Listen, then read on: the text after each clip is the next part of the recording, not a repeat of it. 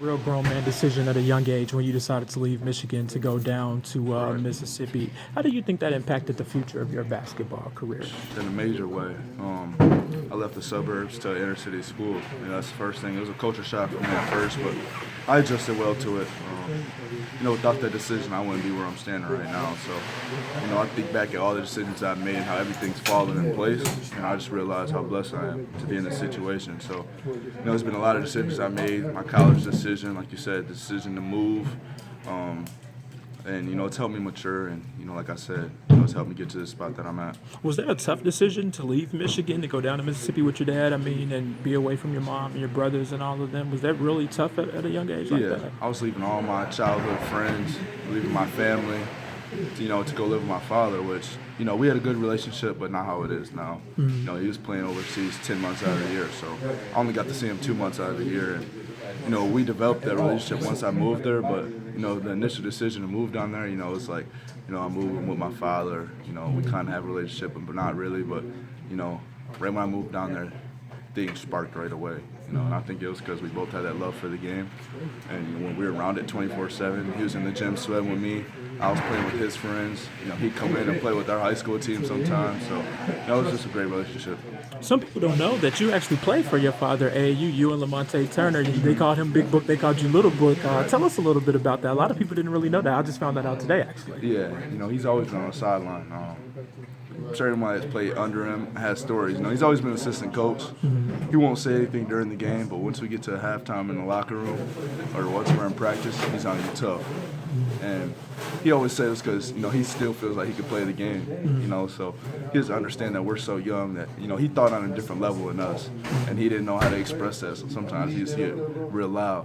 But, that's the best for all of us. And, Lamonte will probably tell you that he gives you his heart on you, but at the same time, he wants the best out of you. So, that's why we had that great relationship. A few more questions. How does it feel when you are the youngest player in the league, but you have so many other younger people or around the same age people that look up to you, Lamonte Turner, Tyler Eunice, even you and D'Angelo got a great relationship, kind of piggybacking off of each other. Tell us a little bit about those three different relationships and how you guys all kind of meet, starting with, Lamonte and then D'Angelo, both in the AAU circuit. Right, we're all on that same path. We're on that same grind. People that watch it from the outside, all they see is us playing. They don't see in high school we're on the road all summer. You hear about your childhood friends going to parties, hanging out in the summer, but we're on the road. We're in hotel rooms, so it's sacrificing. You give up a lot of your childhood time to play basketball. But for me, it was the thing that I love. And then you're around those same kids, like you said, Lamonte, D'Angelo, that made those same sacrifices. So our hangout time were in the summers in the hotels together. So we had a great bond. Me and Lamonte, we played on the same team together. So we're everywhere. We're on the airplanes together. It's just everything. Playing video games in the hotel room to rapping in the hotel room. It's just everything. It's AAU. So it's some of the best memories of my life. Would that be the message to a younger player that's in high school right now that, the sacrifices that you made now would actually pay off later like how it did for you? Yeah, but a lot of kids don't see that. Okay. It's weird calling people kids that are my age, but they don't see that. They want to hang out with their friends, and that's what you should want to do. So it's a balance between both.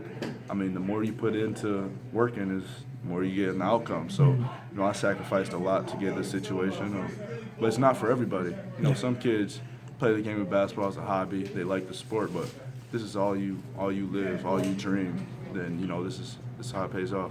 The very last question would be, what would you say to a young player speak like Lamonte to tell him to kind of focus on things at Tennessee and not continue to looking at the next level? Because that's what a lot of college kids do. Right. They're looking at you, they're looking at D-Lo, and they're like, I want to be that, I want to be that. How do you kind of just maintain staying focused on that level first before you? You just have to stay in the moment, because you have to look back. Sometimes some of your best memories are through that process. Like I said, some of my best memories are in high school, AAU. You don't get those moments back. So, there's a balance to wanting to rush that decision. Everyone says, I want to be an NBA player. But, you realize that you're giving up a lot of your childhood. In college, I look back at college now, some of my friends are still there, and, they're having a great time. They get the party, but, I'm on the road. Yeah. But this is my dream. So, if you want to do that, like I said, you have to balance it out. It's just your preference, and my preference was this. I mean, obviously I miss the times, you know, hanging out, you know, in dorms, things like that. But, you know, it's a balance. You know, it's just what you prefer. All right, appreciate it. Thank you. Thank you. Yep.